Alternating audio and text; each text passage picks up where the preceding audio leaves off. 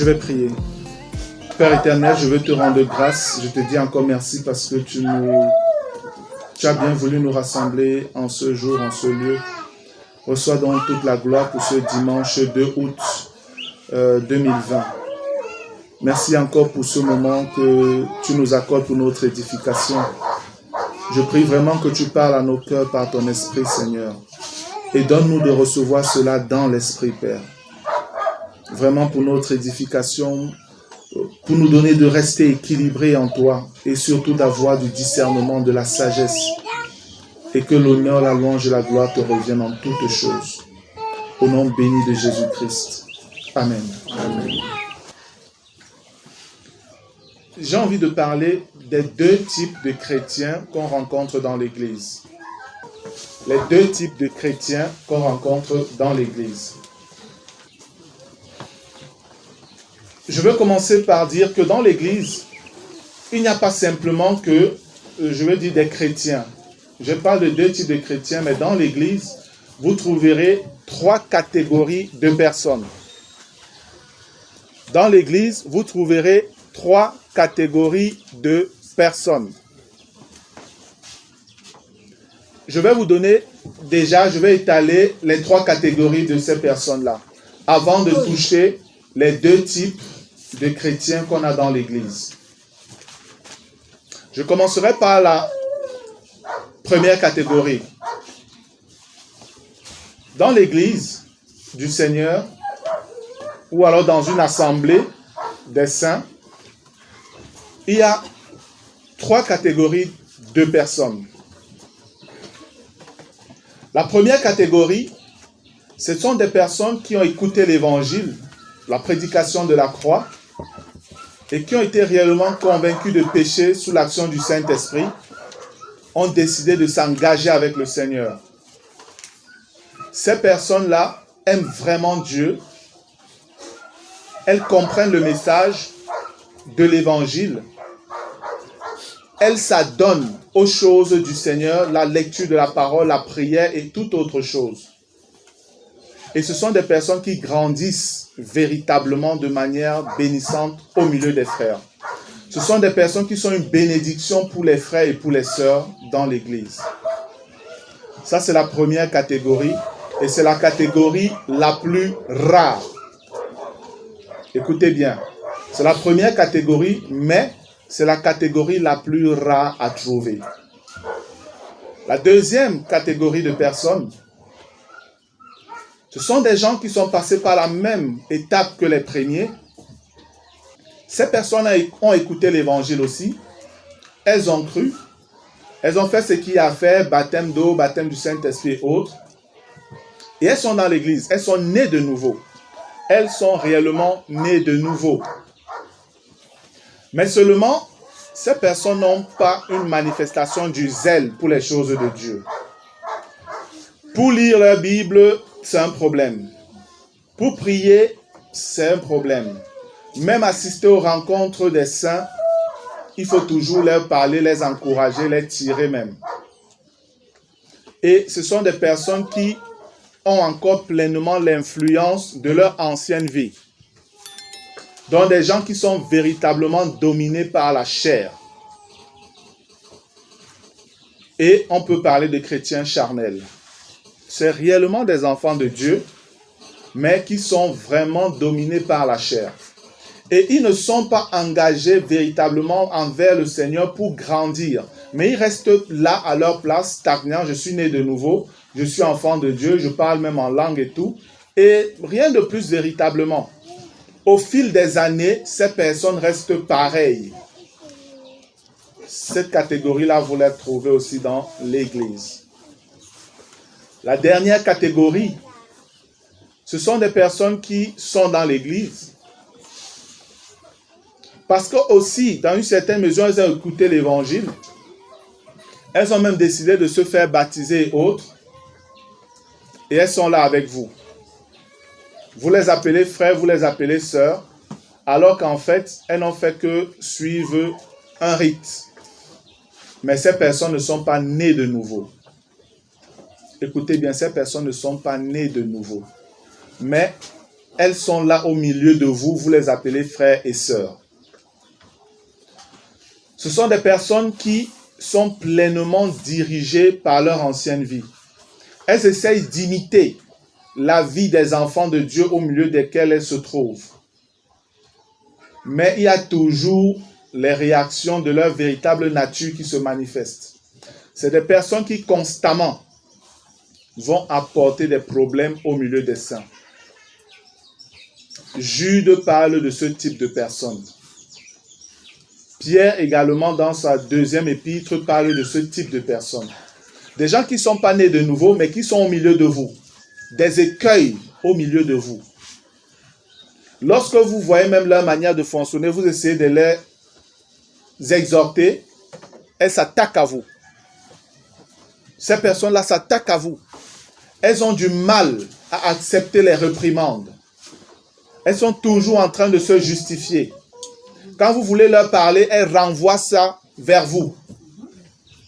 Vous avez du mal, vous ne savez pas trop comment fonctionner avec ce type de personnes. Et c'est le type de personnes qui, en général, les frères et sœurs savent que non, celui-là, il est comme ça. On évite trop de s'approcher parce qu'on sait souvent que si je tente, il va me ramasser. Si je tente, elle va me ramasser. Ça, c'est la troisième catégorie. Ce sont des gens qui ne sont même pas nés de nouveau en réalité. Mais elles sont encore là dans l'église. Jusqu'à ce que leurs œuvres soient réellement manifestes et qu'on ne puisse plus les garder. Soit elles vont être exposées clairement et elles vont partir. Soit à cause de leur vie rebelle de péché, elles seront excommuniées du milieu des saints. Voilà les trois catégories de personnes que vous trouvez dans l'église, frères.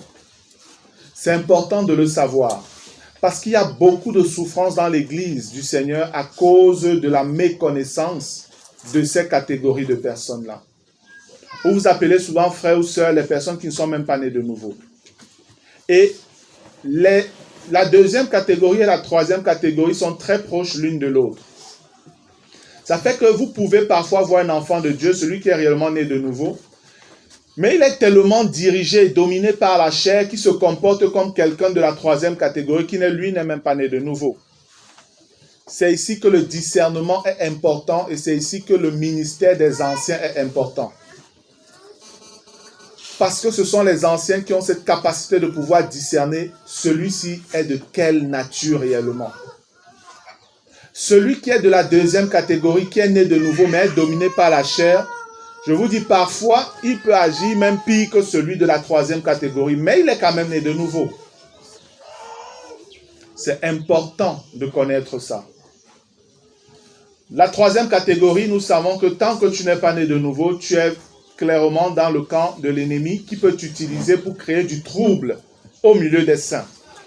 Ce qui est donc intéressant pour nous, dans une certaine mesure, ce dont je veux parler, c'est ceux de la première et de la deuxième catégorie.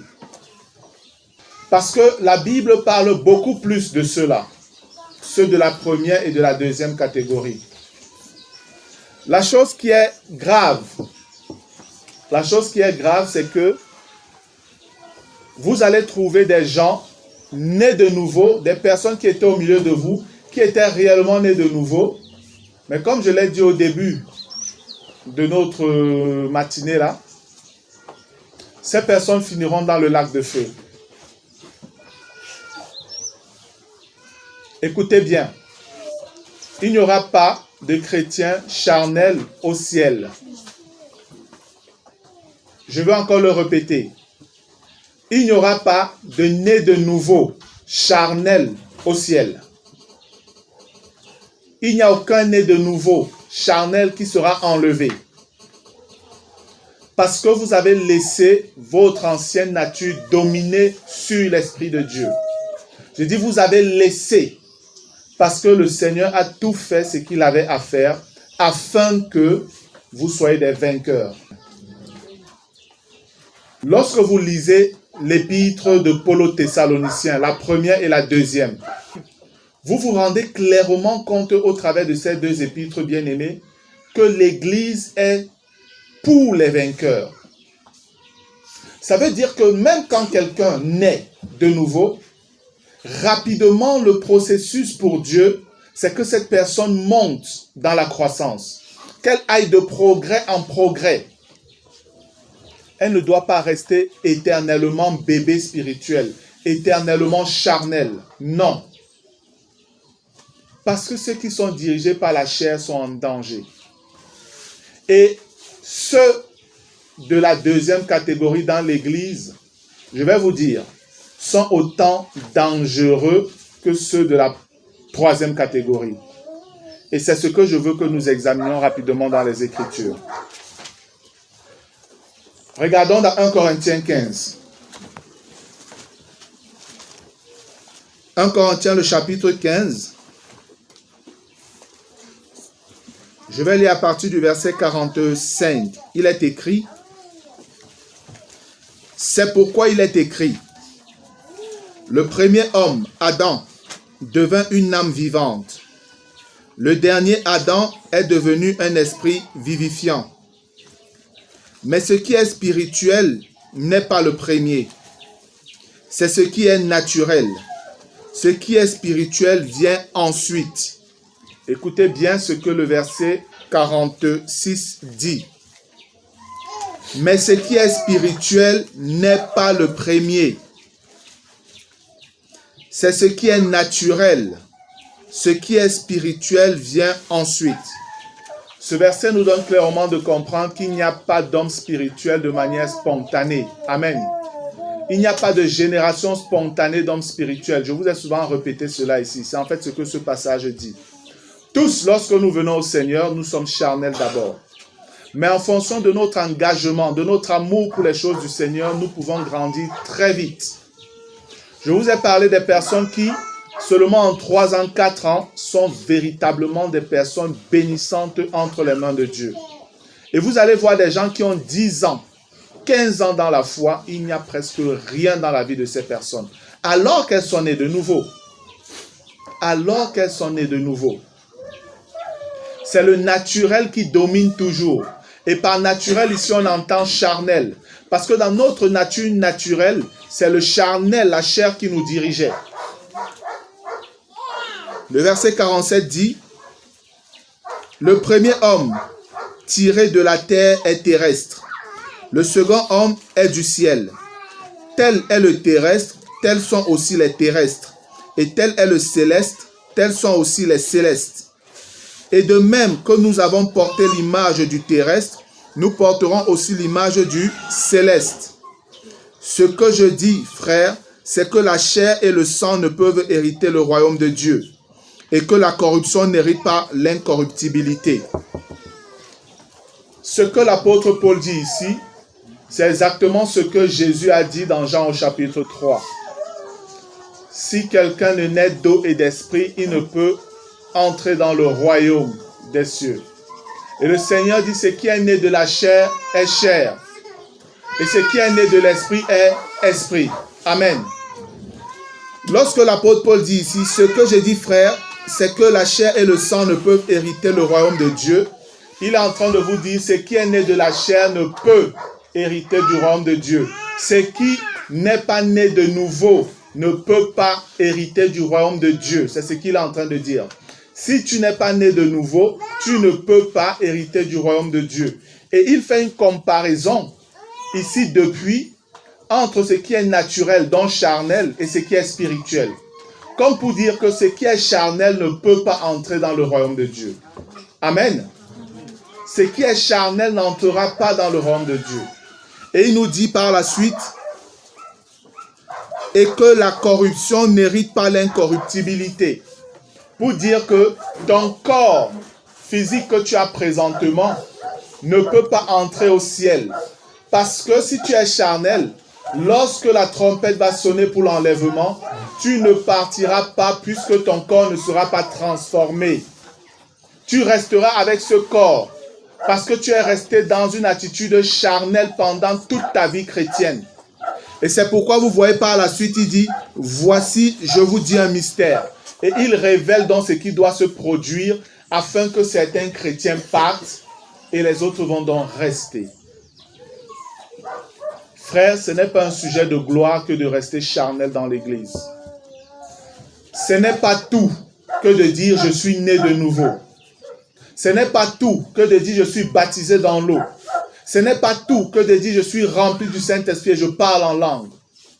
Vous avez le devoir et la responsabilité de croître en Christ. Amen. Si vous restez dans la chair, bien-aimés, vous allez rater l'enlèvement. Écoutez-moi bien. Et je vous ai déjà dit ici, les chrétiens là qui écoutent la vérité, qui ratent l'enlèvement, pour vous c'est terminé. Parce que je ne sais pas comment vous allez faire encore pour croire. Vous avez méprisé la vérité. Vous n'avez pas eu l'amour de la vérité dans votre cœur. Alors Dieu vous enverra une puissance d'égarement pour que désormais ce soit le mensonge que vous acceptiez. L'histoire de l'humanité révélée dans la Bible nous démontre que il y a toujours eu d'abord le naturel et il y a eu le spirituel après. L'histoire de l'humanité racontée dans la Bible nous donne de comprendre que le naturel a toujours combattu le spirituel. Le naturel a toujours détesté le spirituel.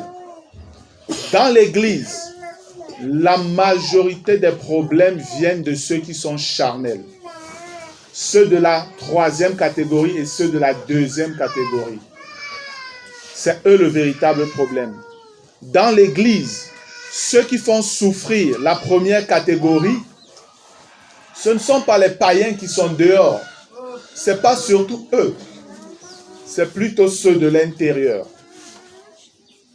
Ce sont eux qui passent le temps à faire souffrir ceux qui sont spirituels. Observez simplement au milieu de vous. Et vous allez voir.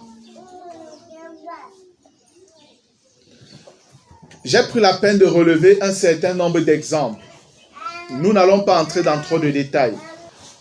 Lorsque nous prenons, je vais dire la première famille, Caïn et Abel, qui était jaloux de l'autre? Caïn. Qui des deux était charnel?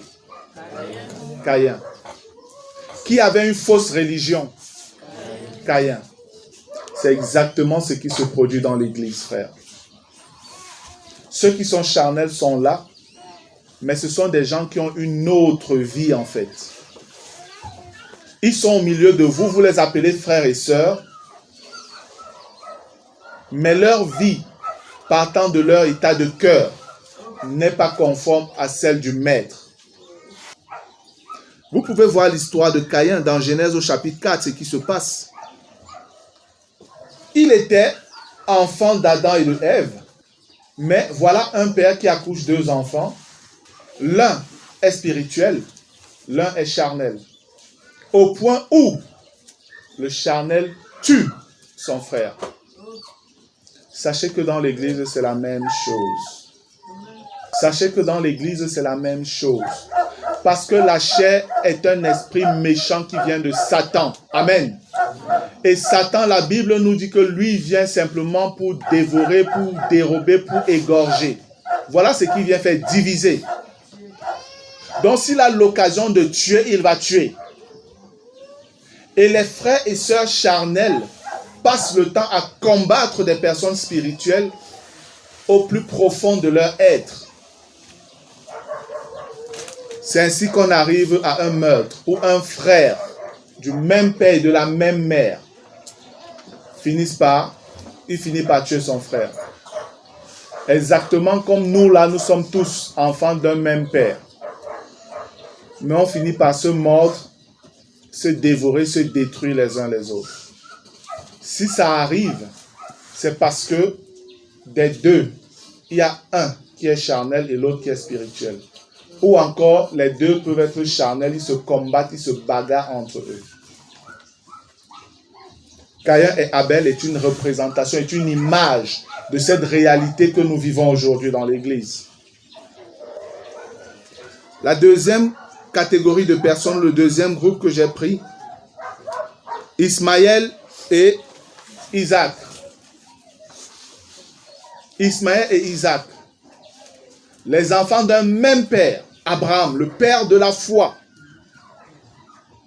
Le père de la foi. Mais lorsque nous regardons les Écritures, dans le livre de Genèse, on ne voit rien apparaître. C'est dans Galates au chapitre 4 qu'un apôtre, et nous sommes bâtis sur le fondement des apôtres et des prophètes. Un apôtre nous révèle que Ismaël combattait constamment Isaac. C'est dans Galates 4 que Paul nous révèle cela. Et nous voyons bien que ils sont arrivés à un point où le Seigneur a approuvé qu'on chasse l'autre femme avec son enfant charnel. Parce que l'autre manifestait de la jalousie vis-à-vis de l'enfant de la promesse. Il y a encore ce fonctionnement-là dans l'Église. Ceux qui agissent vraiment comme enfants de la promesse, donc c'est ceux qui marchent selon l'esprit, ceux qui ont soif des choses de Dieu et qui grandissent dans ces choses. Et il y en a qui sont selon la chair, qui passent leur temps à murmurer, à faire tout ce qui n'est pas normal. Hier, j'expliquais un peu aux frères que nous avons la parole de Dieu. Et l'épître de Jacques nous fait comprendre que il y en a qui s'érigent en législateurs de la loi. Au lieu de se soumettre à la loi de Dieu, ils établissent pour eux-mêmes une nouvelle loi. C'est très grave, frère. Lorsque Dieu te dit, par exemple, devant l'impudicité ou devant une tentation de fornication et tout, Dieu demande de faire quoi? Fuir. Mais toi, tu vois une tentation de fornication, tu dis, je vais résister. En fait, tu deviens législateur. Tu as annulé la loi de Dieu pour établir ta propre loi. Et vous ne vous rendez pas compte que c'est une action antichrist. Parce que dans Daniel, on nous fait savoir que l'antichrist, quand il viendra, il espérera changer les temps et la loi. Donc, lorsque tu es dans la désobéissance à la loi de Dieu, tu t'ériges, tu deviens un antichrist. Alors que tu dis tu es né de nouveau. Et oui, tu es peut-être né de nouveau. Mais si Dieu a dit, si tu as un problème avec ton frère, va le voir. Mais tu as un problème et tu ne pars pas, tu vas voir autre personne. Tu t'ériges à nouveau législateur de la loi de Dieu, tu tombes sous le coup des antichrists. Voilà où et comment la chose est profonde et sérieuse. Et c'est donc pourquoi tous ceux qui prennent ce chemin finissent par tomber. Parce qu'ils vont finir par se cogner contre la pierre angulaire qu'est le Seigneur Jésus-Christ. Parce qu'il est la parole. Amen. J'ai pris l'exemple hier du roi Saül. Saül avait été choisi par Dieu. Le peuple avait demandé, Dieu a dit, ok, donne-leur Saül. Dans les guerres, les bagarres et tout, il avait de la victoire parce qu'il suivait ce que le prophète et juge Samuel lui disait. Il est monté en gloire, il a grandi. Maintenant, il est devant une guerre des adversaires. Il faut faire le sacrifice.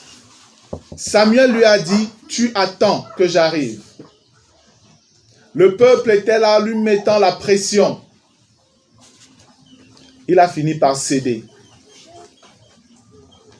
Et lui qui était roi a pris la place du juge et du sacrificateur de l'Éternel.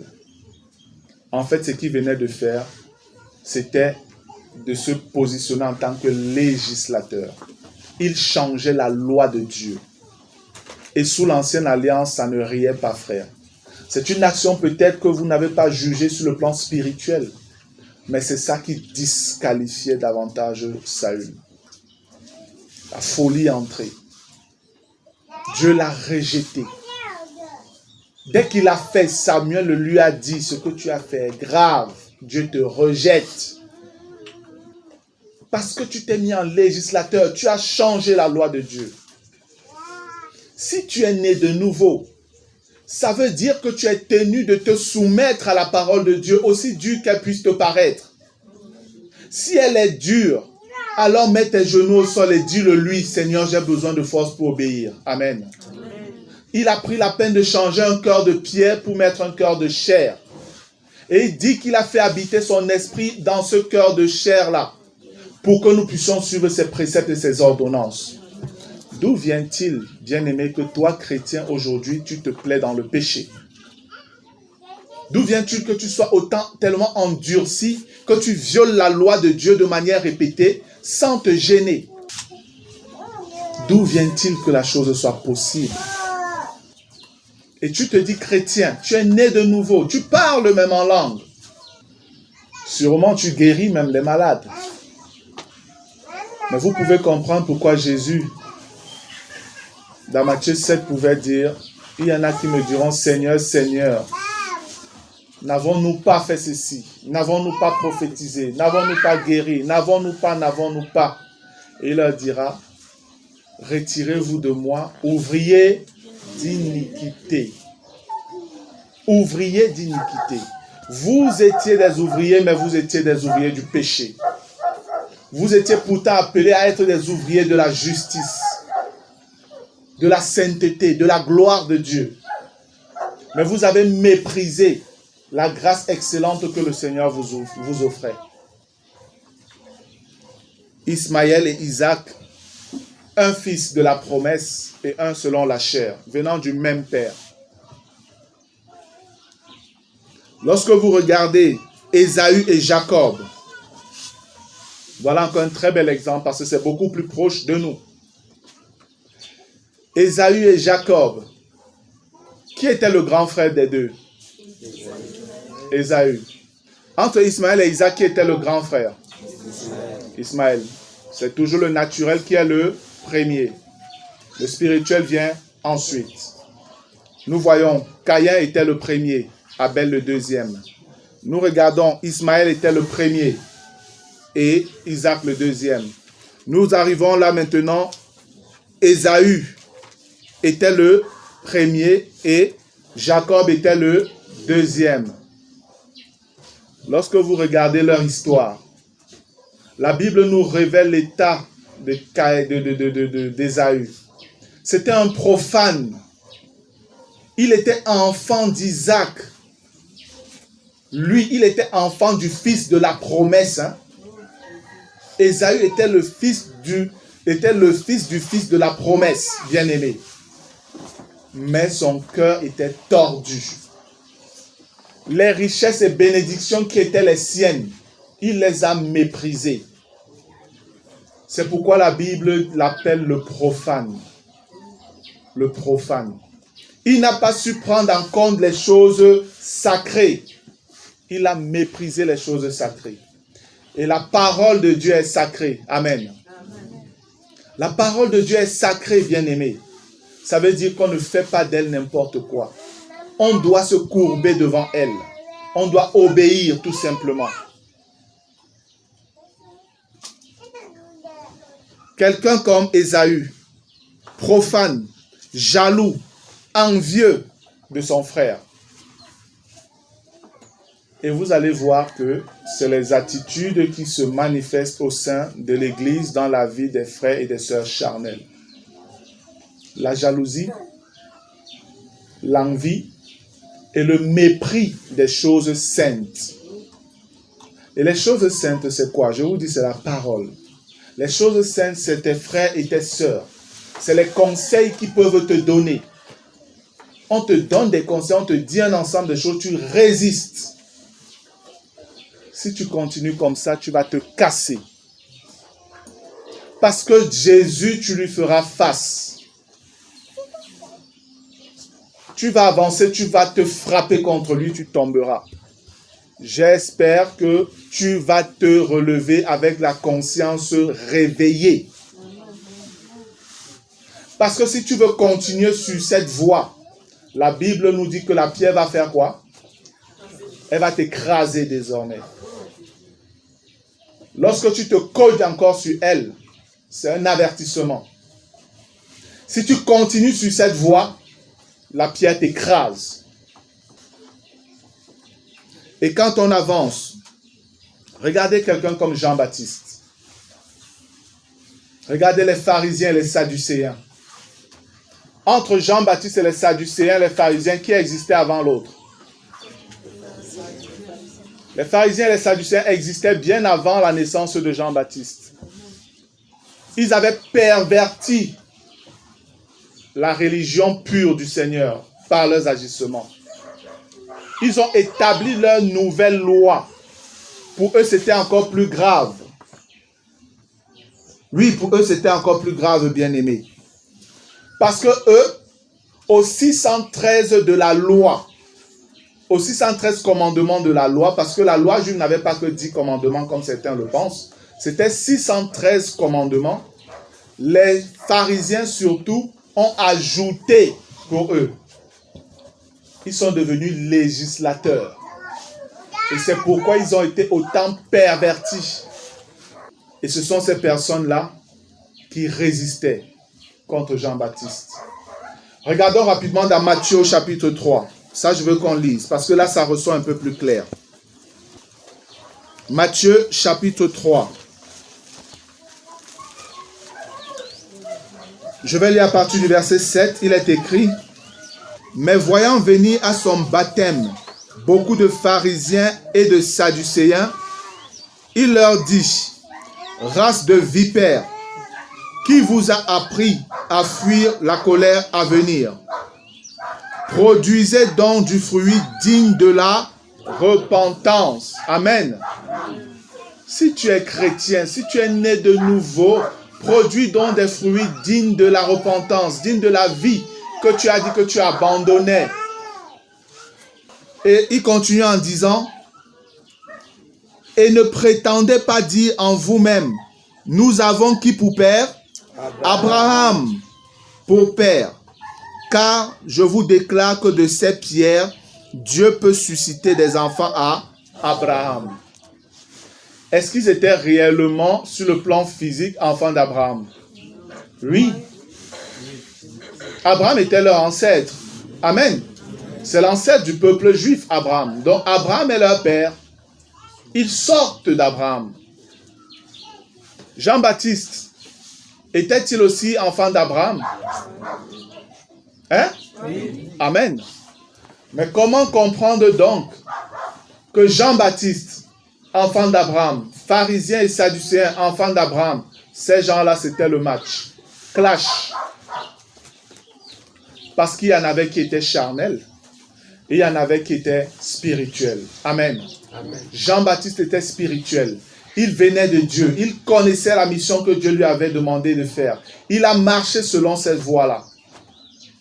Et on l'a tué. Les pharisiens qui disaient ils sont les purs, les gens qui respectent la loi de Dieu. Ils ont vécu combien de temps avec Hérode? Hérode n'a coupé la tête de personne parmi eux. Parce qu'ils s'étaient compromis et qu'ils ne marchaient plus selon la loi de Dieu. Amen. Ils acceptaient les mariages, divorces, remariages. Ils acceptaient l'adultère au milieu d'eux. Mais ils se disaient serviteurs de l'Éternel. Des corrompus. Alors qu'ils étaient fils d'Abraham. Mais il y en avait qui étaient charnels et il y en avait qui étaient spirituels. Et nous connaissons le sort qui est arrivé à la suite avec le Seigneur lui-même, Jésus. Jésus était-il fils d'Abraham? Hein? Oui. Amen. Selon la chair, Jésus était fils d'Abraham. Ses plus violents adversaires, c'était qui? Les pharisiens et les sadducéens à côté. Des religieux. Des gens qui étaient censés connaître la parole. Des gens qui étaient censés discerner qui il était lui. Mais on n'a pas vu en lui une bénédiction. On a vu en lui un adversaire. On a vu en lui quelqu'un qu'on doit détruire. On a vu en lui quelqu'un qu'on doit calomnier, salir. Jusqu'à ce que ces gens finissent par le livrer aux Romains. La chair et l'esprit. La chair et l'esprit. Tous étaient fils d'Abraham. Tous avaient la même loi. Mais il y en avait qui obéissaient à la loi selon l'esprit. Et il y en avait qui obéissaient à la loi selon leur propre désir. Ils ont changé la loi. Si on prend les Sadducéens, disaient même que la résurrection n'existe pas. Ils ne croyaient même pas aux esprits. Alors que c'est clairement écrit dans la loi. Eux, ils avaient enlevé. Les pharisiens, eux, ils ont ajouté exactement ce qu'on n'avait pas lieu de faire concernant la loi de Dieu. Et c'est ainsi que les hommes, aujourd'hui, et je vais parler des chrétiens, on choisit ce qui nous arrange et on rejette ce qui ne nous arrange pas. Mais on dit quand même qu'on est chrétien. Non, tu te trompes.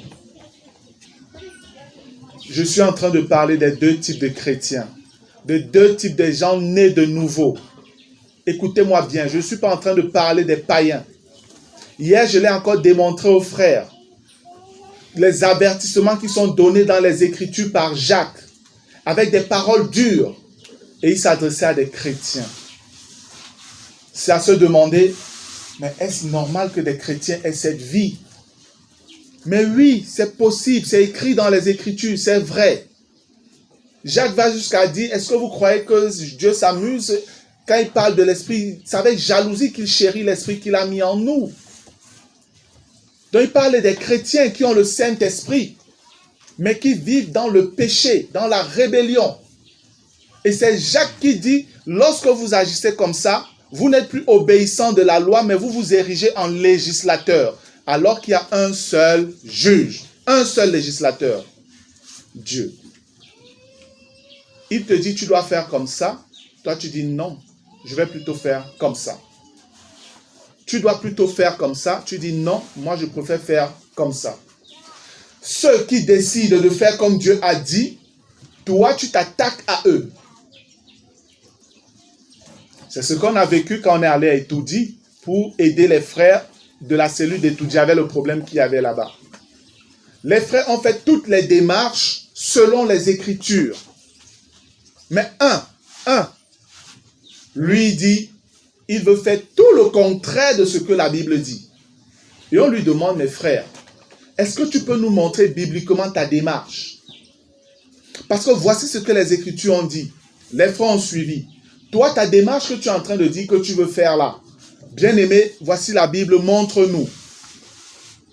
La réponse est que vous êtes trop littéral. Voilà ce qui nous a été dit. Vous êtes trop littéral. J'ai demandé, frère, lorsque le Seigneur dit, si ton frère a péché contre toi, va vers lui et parle-lui. Ou alors si tu vois ton frère qui a commis un péché, va vers lui et parle-lui. S'il ne t'écoute pas, va encore prendre un ou deux autres frères et rentrez le voir. S'il ne vous écoute pas, convoquez-le au milieu de l'église, de l'assemblée. Et s'il refuse d'écouter même l'assemblée, même l'église, chassez-le et considérez-le comme un païen et un publicain. Je lui ai dit, frère, est-ce que tu peux donc nous expliquer ça de manière spirituelle si c'est que ce n'est pas littéral? Comment tu veux qu'on comprenne ce qui est dit là? Parce que c'est la démarche que les bien-aimés ont fait. Toi, ta démarche vient d'où? En fait, tu t'ériges en législateur. Tu changes la loi de Dieu pour commencer à fonctionner comme tu veux.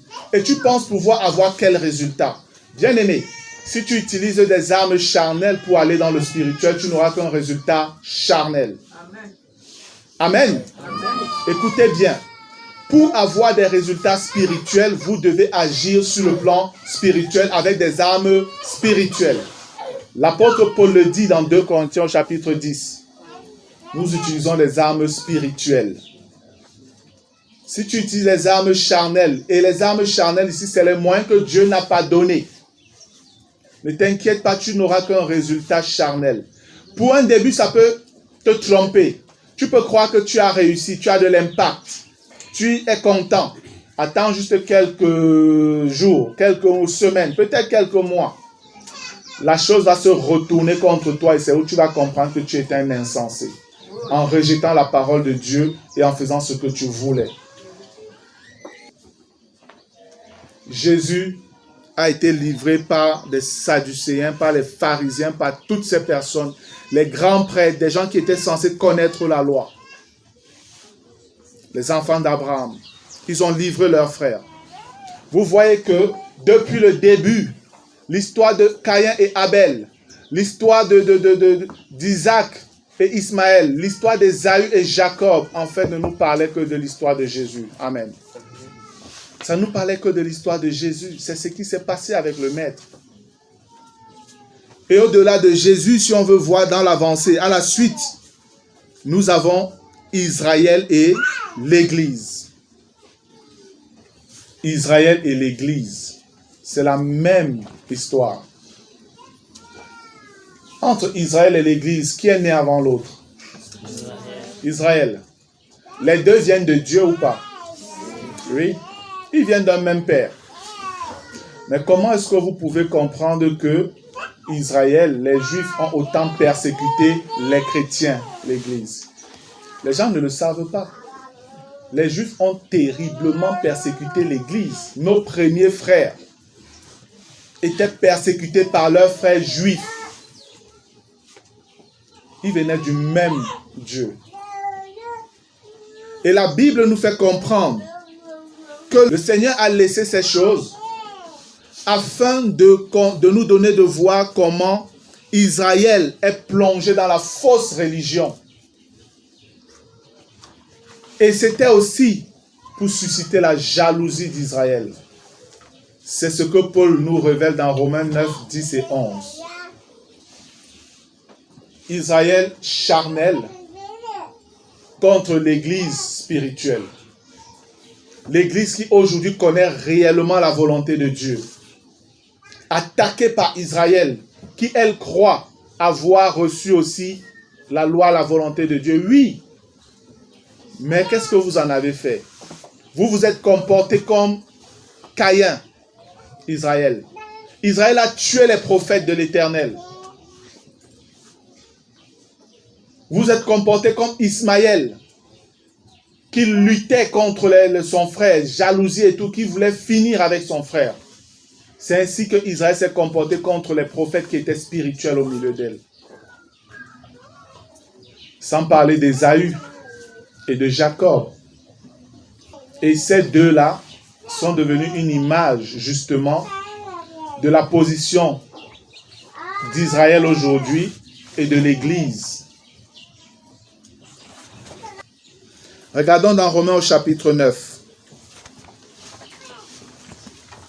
Nous sommes en train de terminer là. Romains, le chapitre 9.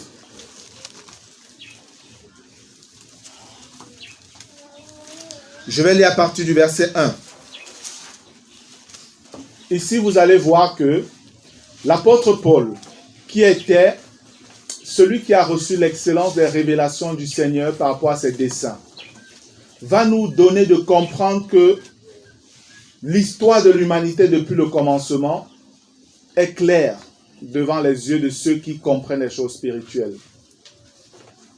Et ce que je viens de vous présenter, c'est exactement ce que Paul est en train de présenter dans Romains au chapitre 9. Je vais lire rapidement. Je dis la vérité en Christ, je ne mens point. Ma conscience m'en rend témoignage par le Saint-Esprit. J'éprouve une grande tristesse et j'ai dans le cœur un chagrin continuel. Car je voudrais moi-même être anathème et séparé de Christ pour mes frères, mes parents selon la chair. Parce que Israël charnel n'était plus dans la volonté de Dieu. Alors qu'ils appartenaient, ils venaient du vrai Dieu au travers d'Abraham. Et Paul est malade, Paul est mal dans son être. Parce qu'il sait que ces gens sont en train d'aller en enfer, bien qu'ils soient fils d'Abraham. Mais ils ne sont plus en train de marcher selon les desseins de l'Éternel.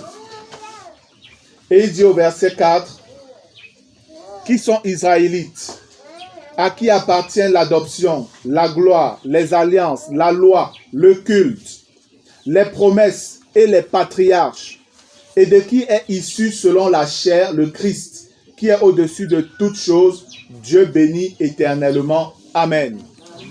Voilà l'héritage qu'ils avaient reçu. Israël. Mais ils ont été profanes parce qu'ils n'ont pas considéré le privilège que Dieu leur faisait au travers de toutes ces grâces, de toutes ces bénédictions. Exactement comme Ésaü. qui n'a pas considéré le droit d'aînesse que Dieu lui avait donné. Il a méprisé cela. Et après, quand il a perdu, il voulait récupérer. Mais la Bible nous dit que même avec des larmes et des cris, zéro, ce n'était plus possible. Israël ne pourra plus avoir la place première qu'elle avait devant Dieu. L'Église l'a pris. Amen. Et pour toujours. Israël, toute l'éternité, l'Église, toute l'éternité aura toujours la première place devant le Seigneur par rapport à Israël.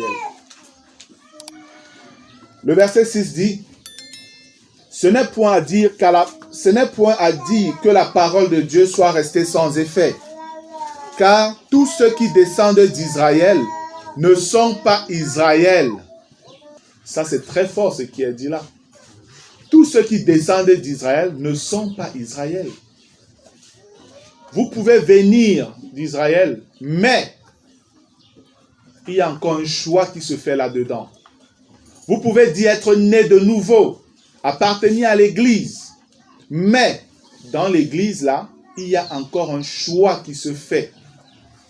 C'est sérieux, frère. Je vous dis, c'est sérieux ce que je suis en train de vous dire là. Et il nous dit au verset 7, « Et bien qu'ils soient la postérité d'Abraham, ils ne sont pas tous ses enfants. Mais il est dit, en Isaac, tu auras une postérité appelée de ton nom. » Ismaël est oublié. En Isaac, le fils de la promesse, né selon Dieu, né selon l'Esprit. De la même manière que toi qui es là, tu es né selon Dieu, né de nouveau, selon l'Esprit. Tu as le même père que nous avons tous le même père. Comme Ismaël avait le même père qu'Isaac. Mais voilà qu'un est totalement mis de côté. Et la Bible nous fait comprendre que c'est parce qu'il détestait son frère. Il l'attaquait, il voulait le tuer. Il était toujours en conflit avec lui. Le charnel qui attaque le spirituel. Verset 8. C'est-à-dire que ce ne sont pas les enfants de la chair qui sont enfants de Dieu, mais ce sont les enfants de la promesse qui sont regardés comme la postérité. Voici en effet la parole de la promesse. Je reviendrai à cette même époque et Sarah aura un fils. Et de plus, il en fut ainsi de Rebecca qui conçut seulement d'Isaac notre père.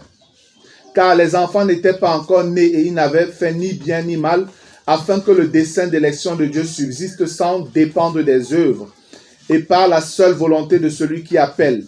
Quand il fut dit à Rebecca, l'aîné sera assujetti au plus jeune, selon qu'il est écrit, j'ai aimé Jacob et j'ai haï Ésaü. Amen. Amen. On voit donc ici réellement que l'ancienne alliance n'est que l'ombre des choses à venir. C'était une image que Dieu nous donnait au travers de ces personnes-là. Ésaü était le premier, Jacob le deuxième, mais Dieu dit le premier sera assujetti au deuxième.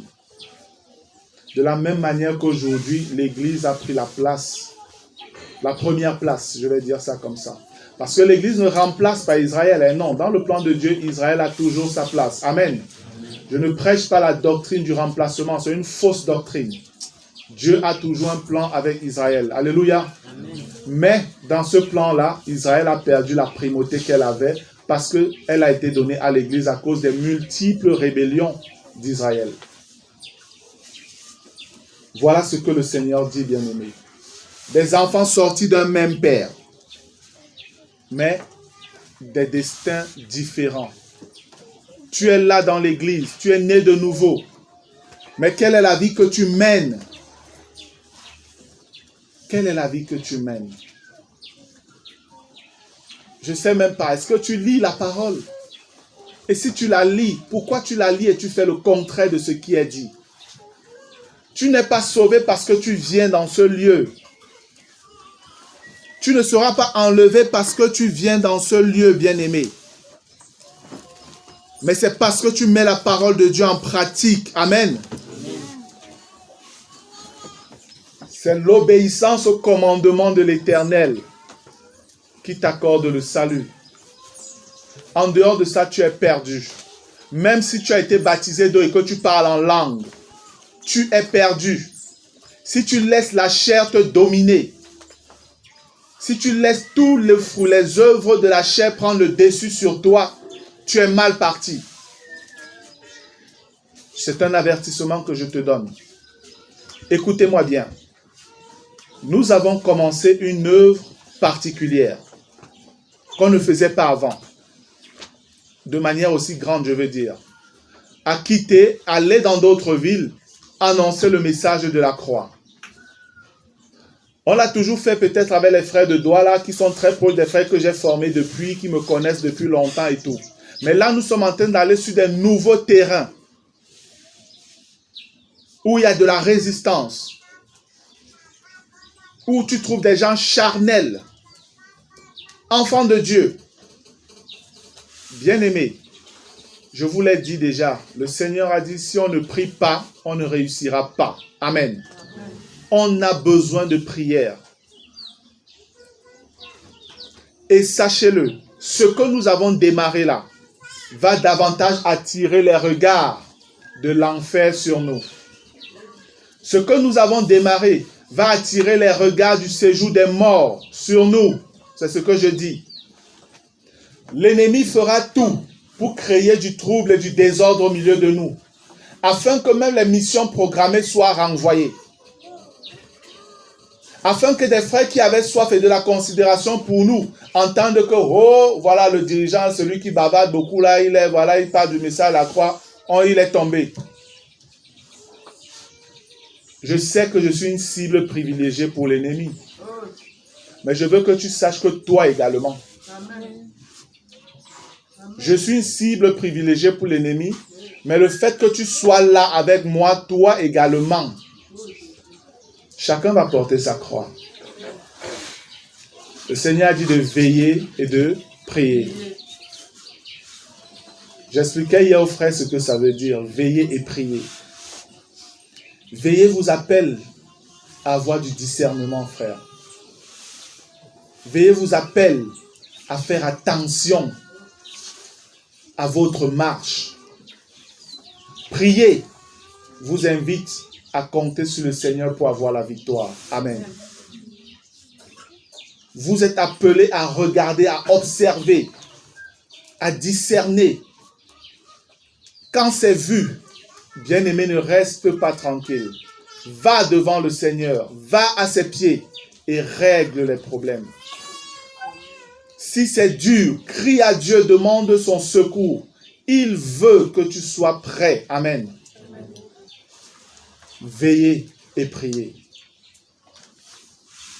Galates chapitre 4. Nous sommes en train de terminer déjà. C'est l'avant-dernier passage que nous lirons.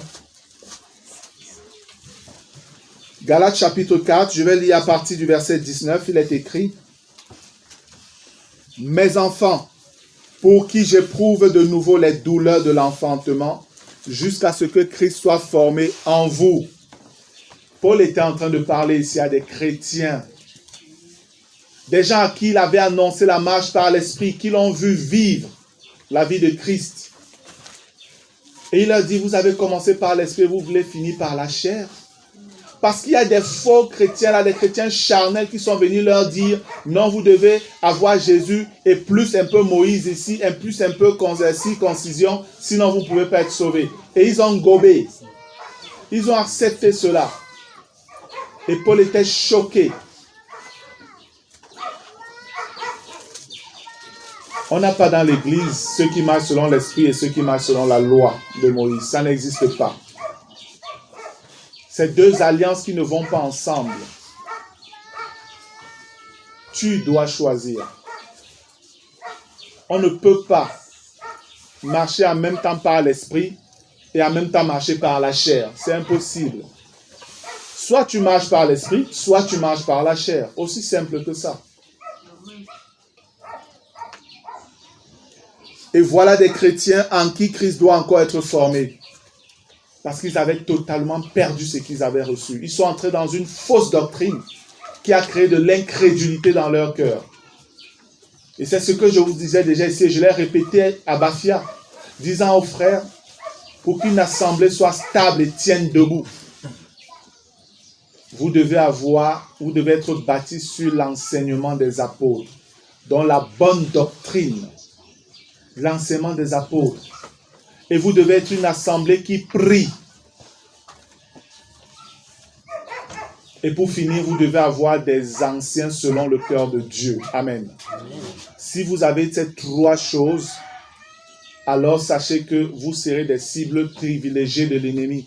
Mais vous resterez debout tant que vous suivrez les voies du Seigneur. Alléluia. L'ennemi va frapper, ça c'est sûr. Il va attaquer. Mais vous pouvez rester debout, frère. Si vous suivez la parole, vous n'avez pas à craindre. Amen. Amen. Parce que le Maître l'a dit. Je bâtirai mon église et les portes du séjour des morts ne prévaudront point contre elle. En anglais, on dit the gate of hell, dans les portes de l'enfer. L'enfer va attaquer. Mais ceux-là qui tiennent sur le chemin, ceux-là qui tiennent là sur la parole vivante qu'est Christ, vous ne pourrez pas tomber, frère. Il cognera à gauche, il cognera à droite, vous resterez debout. Amen. À condition que vous ne deveniez pas vous-même législateur, mais que vous vous soumettiez au seul véritable législateur, Dieu. Alléluia. Amen. Verset 20, Galates 4.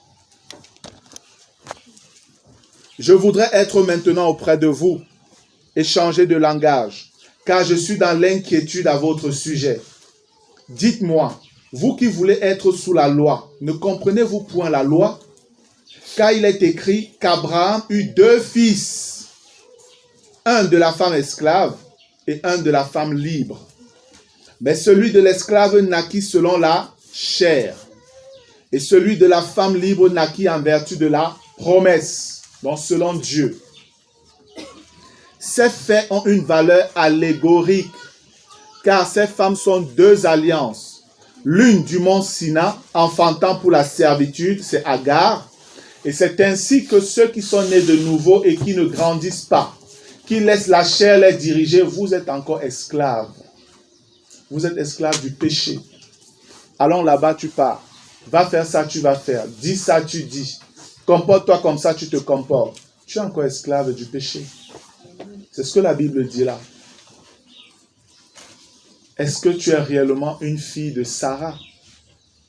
Est-ce que tu es un garçon de Sarah? Parce que Isaac venait de Sarah et il était le fils de la promesse. Amen. Car Agar, c'est le mont Sina en Arabie et elle correspond à la Jérusalem actuelle qui est dans la servitude avec ses enfants. On parle de Jérusalem. Il y a 2 Jérusalem. La Jérusalem qui est dans la chair et la Jérusalem céleste qui est dans la liberté. Dans l'église, c'est la même chose. Il y en a qui sont véritablement entrés dans la liberté de l'esprit, mais il y en a qui sont encore esclaves de la chair. Et ceux qui sont esclaves de la chair passent le temps à combattre ceux qui sont dans la liberté. Parce qu'ils expriment même leur liberté, c'est un problème pour ceux qui sont dans la chair. Parce que je suis libre de vivre comme je vis, on m'attaque. Parce que tu es libre dans ton Christ, tu es attaqué par les charnels, qui veulent te mettre sous la loi. Et de manière déloyale. Parce que la chair n'est pas loyale. La chair est traître. Verset 27. Verset 26. Mais la Jérusalem d'en haut est libre. C'est notre mère. Alléluia. Mais la Jérusalem d'en haut est libre. C'est notre mère. Mais la Jérusalem d'en haut est libre. C'est notre mère. C'est à cela que les chrétiens sont appelés. C'est pourquoi je vous disais, l'église c'est pour les vainqueurs. Amen. Amen. Les charnels. C'est vrai au début, oui. Mais Dieu travaille par le Saint-Esprit afin que tu sortes de cet état charnel pour entrer dans la vie de l'Esprit bien-aimé. Les enseignements que vous avez reçus et que vous recevez ici tous les jours qu'on se rassemble, c'est pour vous aider à grandir. Il y en a qui grandissent, mais il y en a qui sont pareils. Nous avons prié hier davantage pour les couples au milieu de nous. Parce que c'est un véritable problème dans les couples. Les sœurs insoumises, rebelles, les maris irresponsables. Vous demeurez dans la chair, frères et sœurs, vous ne serez pas enlevés. Vous êtes nés de nouveau. Vous parlez en langue, mais vous êtes dominés par la chair. Et je vous dis encore, selon qu'il est écrit, ce qui est charnel là, ça ne peut pas entrer dans le royaume de Dieu. Si c'est la chair qui te domine, tu es dans une très mauvaise posture. Crie à Dieu. Amen. Demande du secours. Va vers des frères. Va vers des sœurs. Partage avec eux tes difficultés. Ouvre-leur ton cœur. Je vous ai dit, je suis toujours disponible. Si c'est difficile, viens me voir. Viens me voir. Parlons, essayons de trouver une solution. Afin que tu sortes de l'esclavage de la chair. Je suis disponible. Tu n'as pas besoin d'audience ou de remplir je ne sais pas trop quoi. Il suffit juste, tu me vois, tu dis frère, quand est-ce qu'on peut se voir? On cale un rendez-vous, tu m'appelles. On cale un rendez-vous ensemble et on se voit. Aujourd'hui, je me déplace peut-être très peu à cause de mon état de santé que vous connaissez déjà tous. Mais moi, j'aimais bien aller chez les frères pour leur parler là-bas, chez eux, sur leur terrain. Et leur dire les vérités là-bas, chez eux, sur leur terrain. Parce que parfois, quand vous venez chez moi, vous pouvez croire que je devais te dire ce que je te dis parce que je suis chez moi. J'aimais aller chez toi. Je viens chez toi, je te parle là-bas. Si tu es fâché, tu me chasses. Il y a un comme ça qui m'avait chassé de chez lui. Il était le voisin comment on appelle, de Jaurès. Je suis allé chez lui, j'ai commencé à lui dire un certain nombre de vérités. Le gars m'a dit, mais tu viens chez moi, tu me parles comme ça. Je lui ai dit, je suis venu te dire la vérité. Je ne suis pas venu te dire ce que tu veux entendre. Il me dit, ok, sors de chez moi alors. Je lui ai dit, ah bon? Oui, sors de chez moi. Frère, je lui ai dit, ok. J'ai arrangé ma Bible, j'ai mis dans mon sac, je me suis levé, je suis sorti. Et il est parti de l'assemblée. Aujourd'hui, je ne sais même pas de quel côté il se trouve.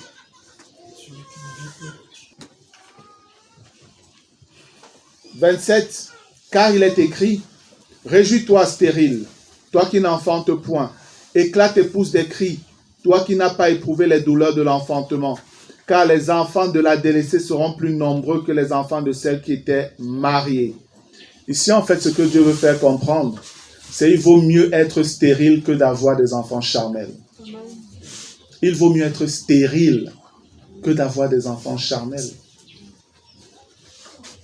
Et les enfants charnels, on ne les verra plus. Mais celle-là qui était stérile et qui produira plus tard des enfants spirituels, alors ces enfants, pour l'éternité, c'est eux qui égaieront le monde. Alléluia. Amen. Telle est la volonté de Dieu. Dieu ne veut pas fonctionner avec les gens charnels, bien-aimés. C'est pourquoi Jésus est allé à la croix. Jésus ne peut pas être allé à la croix mourir pour nos péchés afin que toi, tu continues à vivre selon ton ancienne vie. Et tu dis, tu es chrétien, menteur. Tu es une menteuse dans ta vie. Si tu n'obéis pas à la parole du Seigneur, comment dis-tu que tu es chrétien? Nous ne sommes pas simplement dans la religion ici. Mais il est question de vie, bien-aimé. Si tu veux la religion, va chez les catholiques, les protestants ou dans n'importe quel groupe pentecôtiste. Mais si tu veux la vie, si tu veux porter ce beau nom de chrétien, comme Pierre dit, vis comme un chrétien. Alléluia. Amen. Dieu a tout fait pour que tu puisses vivre de cette manière. Tu ne peux pas être un époux irresponsable qui ment à ta femme, qui trompe ta femme, qui, je ne sais pas, qui est irresponsable dans les moindres besoins du foyer, tu ne les assumes pas. Et tu dis tu es chrétien. Tu ne peux pas être une femme rebelle, insoumise, qui ne sait pas prendre soin de sa maison comme maîtresse de maison. Et tu dis tu es une chrétienne, fille de Sarah. Tu mens. Tu te trompes toi-même. Et le moment approche où tu verras cette réalité si tu ne te répands pas. Dieu parle pour que tu te répandes. Amen. Amen. Demande pardon au Seigneur. Répands-toi. Rentre dans la lecture de la parole. Rentre dans la prière. Rentre dans la communion des saints. en marchant fidèlement, en respectant les frères et les sœurs. C'est ce que Dieu attend de toi. Si tu continues à mépriser ces choses saintes, tu es sous le coup du profane comme l'était Ésaü. Et tu finiras, bien-aimé, loin de l'Éternel, parce qu'aucun profane ne peut être dans sa présence. Tu pourras pleurer toutes les larmes de ton corps, ce ne sera plus possible. Ésaü est un exemple pour nous qui sommes arrivés au temps de la fin. Pourquoi c'est arrivé? Dieu le montre. Aujourd'hui, tu veux tomber dans le même piège. Alors que tu es censé lire la Bible et comprendre ces choses. Mais tu te laisses diriger par la chair. C'est la chair qui te dirige. Et tu dis tu es chrétien. Verset 28. Pour vous, frères, comme Isaac, vous êtes enfants de la promesse. Et de même qu'alors, écoutez bien, et de même qu'alors, celui qui était né selon la chair persécutait celui qui était né selon l'esprit, ainsi en est-il encore maintenant. Maintenant, c'est pareil. L'histoire, quand Paul écrit ça, ça faisait un peu plus de 4000 ans que cette histoire-là était arrivée. Ça faisait un peu plus de 4000 ans. Mais il dit que c'est la même chose qui est en train de se produire maintenant. Paul l'a dit, ça fait plus de 2000 ans. Mais c'est la même chose qui se produit encore maintenant. Parce que c'est le même esprit qui agit, il n'a pas changé. C'est l'esprit du diable. Il est là, il est vivant, il n'a pas changé. Mais nous sommes dans une meilleure disposition que ceux d'avant. Alléluia. En Christ, nous sommes meilleurs. Nous avons plus de potentialité pour résister. C'est pourquoi je disais aux frères hier, ceux qui sont là, un bon nombre, seront dans les parties les plus chaudes du lac de feu. Je le dis à vous aussi qui êtes là et qui me regardez. Vous qui êtes là, qui me regardez maintenant, vous qui dites être né de nouveau là. Toi qui es là, né de nouveau, baptisé donc dans l'eau, parlant en langue. Écoute, je te le dis en te regardant dans les yeux. Une place très chaude t'est réservée dans le lac de feu. Si tu continues à vivre la vie que tu vis, si tu ne te repens pas de cette vie, sache que tu as une place qui t'attend là-bas. Ta place n'est pas au ciel avec la vie que tu mènes maintenant. Si tu ne comprends pas l'ampleur du péché que je suis en train d'exposer maintenant, si tu ne comprends pas l'ampleur de l'œuvre de la chair dans ta vie et que tu penses que tu peux t'amuser dans cet état, tu finiras dans le lac de feu. Alors que tu as été baptisé dans l'eau, baptisé du Saint-Esprit, tu as parlé en langue, tu as guéri des malades. Mais tu finiras dans le lac de feu. Et des gens peut-être que tu as amenés au Seigneur, eux seront avec le Seigneur dans la nouvelle Jérusalem. Le choix t'appartient, bien-aimé. Tu es encore vivant. Le choix t'appartient. Tu écoutes ça aujourd'hui. Si tu veux endurcir ton cœur, cela t'engage. Mais Jésus a dit, ceux qui sont nés de nouveau, c'est un cœur de chair qu'il leur a donné. Si tu veux changer la loi en reprenant le cœur de chair, il ne va pas t'empêcher, il ne va pas te forcer. Il va faire ce qu'il a fait selon son esprit. Libre à toi d'obéir ou de désobéir. Mais je veux que vous le sachiez. Je le répète encore, bien-aimés. Ici, dans cette salle, il y a plusieurs qui finiront dans le lac de feu. Je le dis conformément à la parole de Dieu parce que je sais qu'elle est vraie. Très peu ici vont réellement entrer au paradis. À toi, frère, ma sœur, de te battre.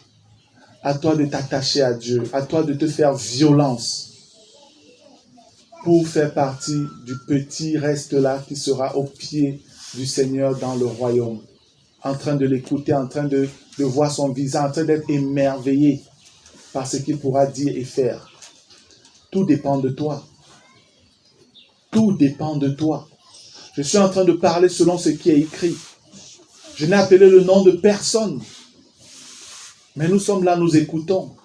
Moi-même qui vous parle, si je m'amuse, j'ai une place réservée là-bas dans le lac de feu.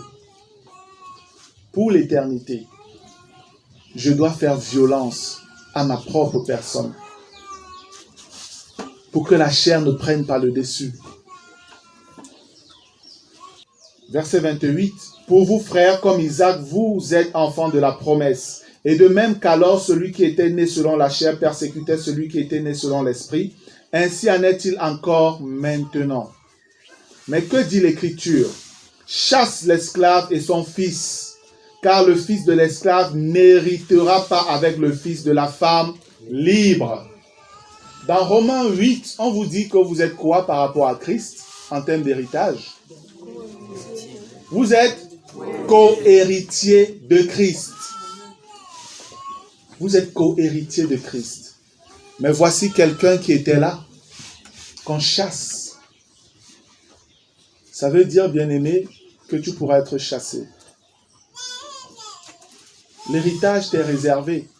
Mais c'est à toi de choisir si tu vas prendre cet héritage ou pas. Et pour prendre l'héritage, Dieu a mis ses canons. Il a établi sa parole. Si tu la changes, tu t'es exclu toi-même. Si tu vis une vie contraire à celle-là, tu t'es exclu toi-même. Dieu ne joue pas. Dieu n'est pas un homme pour s'amuser. Je t'exhorte à prendre en considération, frère, ce qui est dit. Mais, que dit l'Écriture? Chasse l'esclave et son fils, car le fils de l'esclave n'héritera pas avec le fils de la femme libre.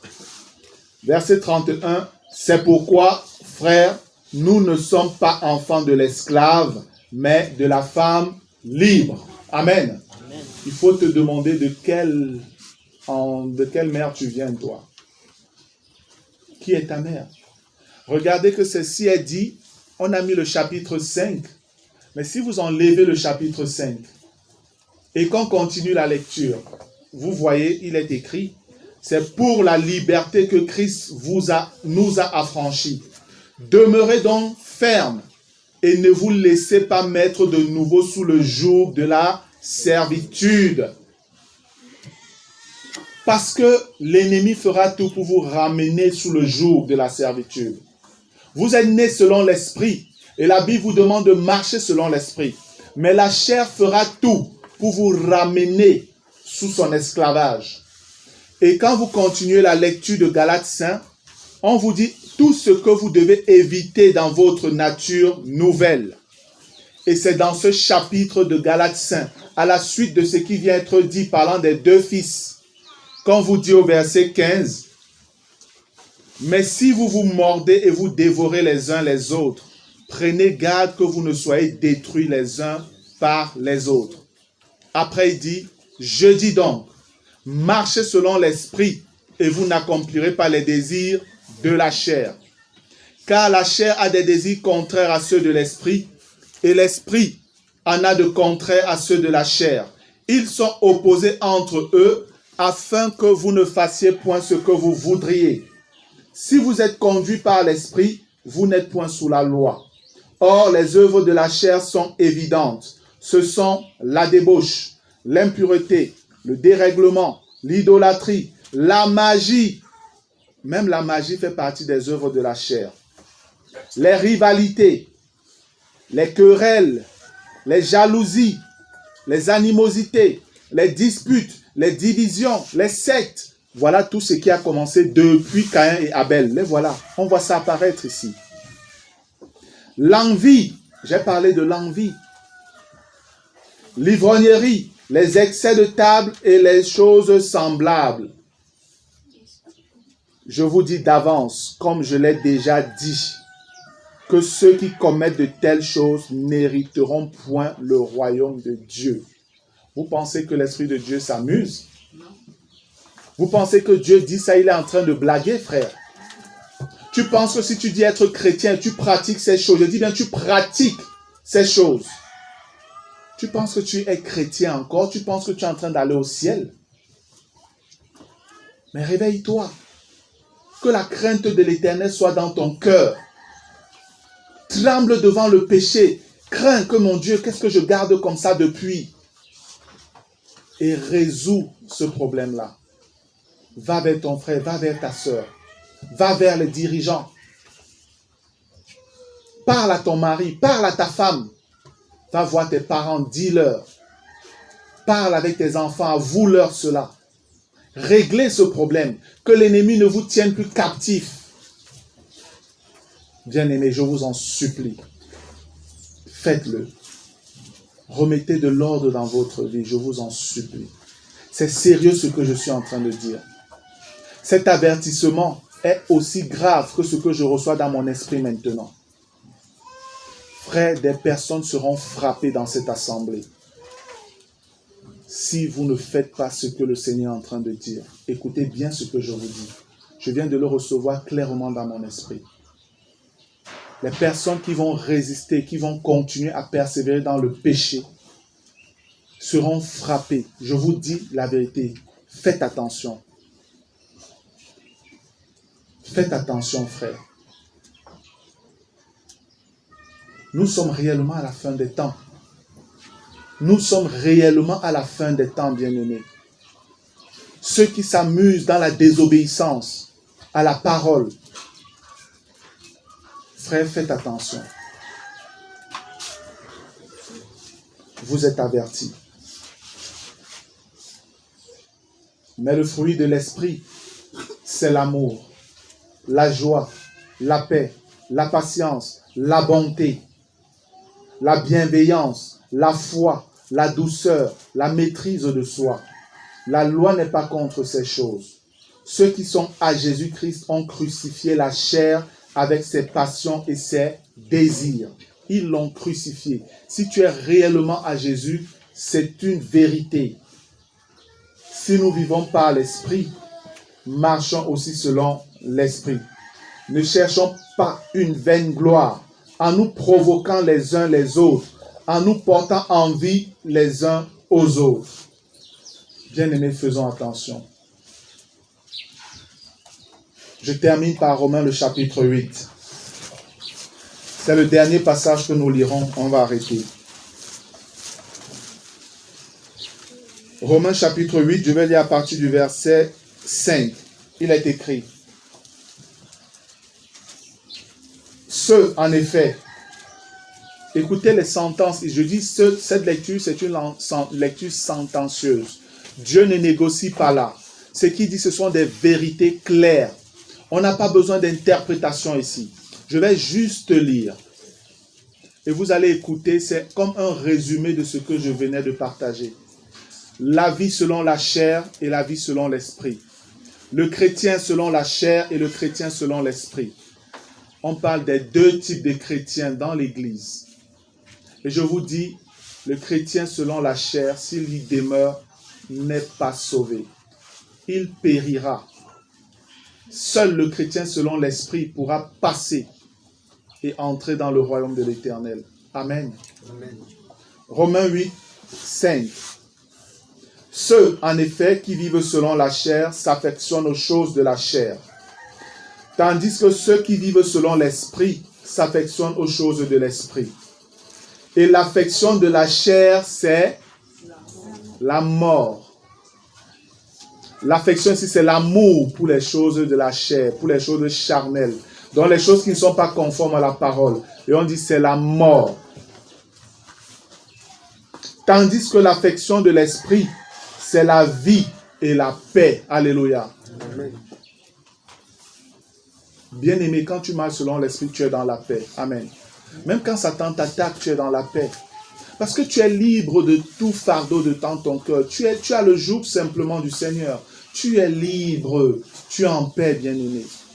Parce que le Seigneur est ta paix, il est celui qui te soutient.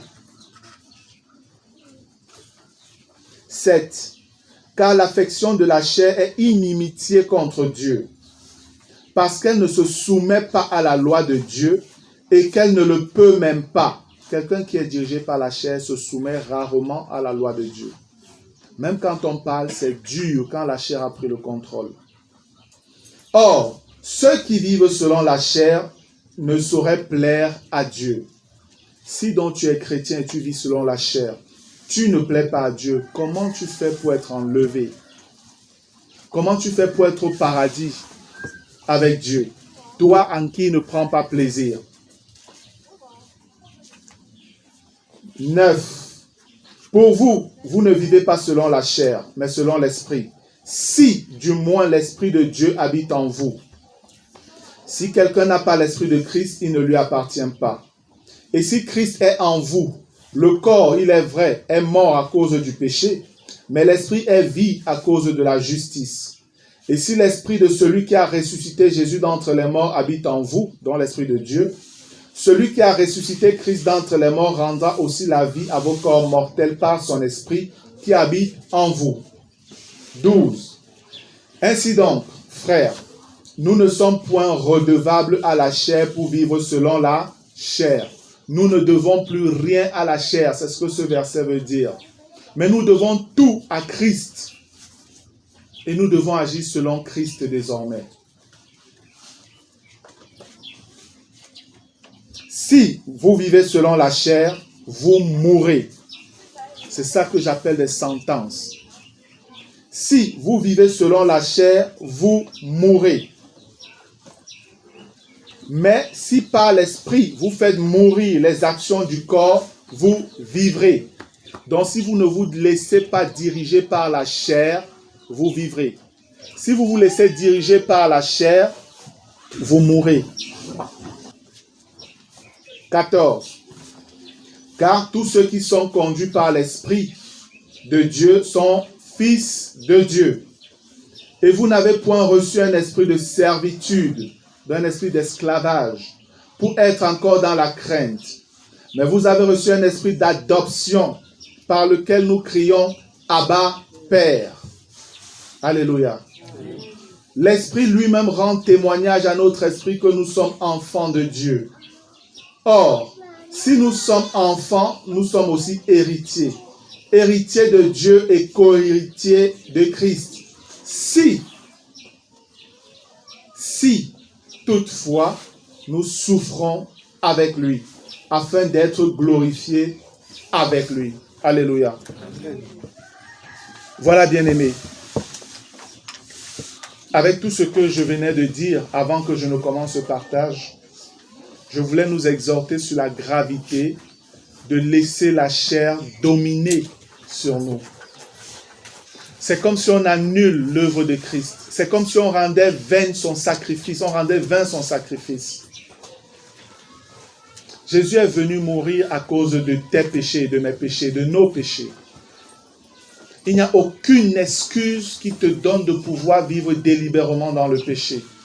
La parole de Dieu est suffisante pour nous dire comment nous pouvons vivre et éviter de vivre dans le péché sous sa domination. Tu n'as pas d'excuse. Tu n'as pas d'excuse. L'excuse de la faiblesse est un mensonge de l'ennemi. Jamais Dieu n'a considéré le péché comme une faiblesse. Écoutez-moi bien. Les gens interprètent très mal Romains 14. Romains 14 ne parle jamais du péché comme une faiblesse, frère. Romains 14 appelle faiblesse quelqu'un qui pense qu'il ne doit manger que des légumes, il ne mange pas la viande. Amen. Romains 14 pense que quelqu'un qui dit que non, on doit simplement se réunir les dimanches ou les samedis sans se réunir les autres jours. Si vous tentez les autres jours, vous avez péché. C'est celui-là que Romains 14 appelle un faible. Allez relire le contexte. Aucun péché n'y est cité.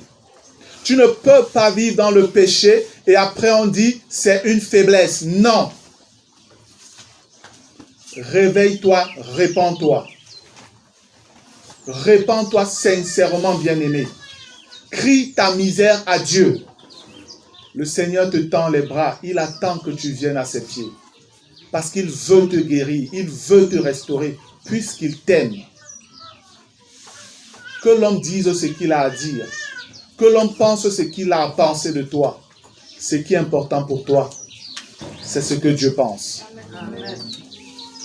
Retourne donc à ses pieds. Retourne à ses pieds. Et réconcilie-toi avec lui. Amen. Amen. Seigneur Dieu d'Abraham, Dieu d'Isaac et de Jacob, je veux te rendre grâce, Père, pour ton amour parfait. Papa, tu dis que tu châties ce que tu reconnais pour tes enfants. Et tu les châties, Seigneur, afin qu'ils n'aient point part au châtiment des fils de la rébellion. Je prie donc afin que tu te manifestes puissamment dans la vie de chaque frère et chaque sœur de cette assemblée. Et de quelques autres frères ou sœurs qui écouteraient ce message où qu'ils se trouvent, Seigneur. Afin que ceux qui sont dirigés et se sont laissés diriger par la chair se répandent et crient à toi, Seigneur, afin de grandir. Afin de quitter cette position d'esclave du péché, Seigneur, pour entrer dans la vie d'un esclave de la justice, ô Dieu. Car telle est ta volonté. C'est pourquoi Jésus est venu, c'est pourquoi il est allé à la croix, Seigneur. C'est pourquoi son sang précieux a été versé, Éternel. Nous n'avons pas été rachetés, Seigneur, par de l'argent ou de l'or, mais c'est par le sang précieux de ton Fils. C'est par sa vie qu'il a donnée. Ô Dieu, tu as accompli ce que tu avais accompli afin que les hommes soient sauvés. Et ta volonté, c'est que toute l'humanité soit sauvée, Seigneur. Mais que chacun prenne la responsabilité de dire « Je le veux ». Oui, Seigneur. Oui, je veux être sauvé. Et cela implique, ô Dieu, une obéissance totale, absolue à ta volonté. Aide-moi en premier. Aide mes frères et sœurs. Que ceux qui sont tombés, Seigneur, tu les relèves dans ta grâce. Que ceux qui sont en train de vaciller, ô Dieu, tu les avertisses et qu'ils s'affermissent au nom de Jésus. Seigneur, s'il te plaît, fais quelque chose de nouveau, mon Dieu. Bouleverse les vies, Seigneur. Agis comme le Père que tu es. Que ceux qui se cachent encore, qui n'ont pas l'intention, Seigneur, de se repentir, qui pensent être cachés, Seigneur. Papa, s'il te plaît, tu les connais. S'il te plaît, résous leurs problèmes. Dans l'amour, parce que tu es amour, manifeste-toi, Père. Tout cela au nom de Jésus-Christ. Amen. Amen. Gloire à Dieu.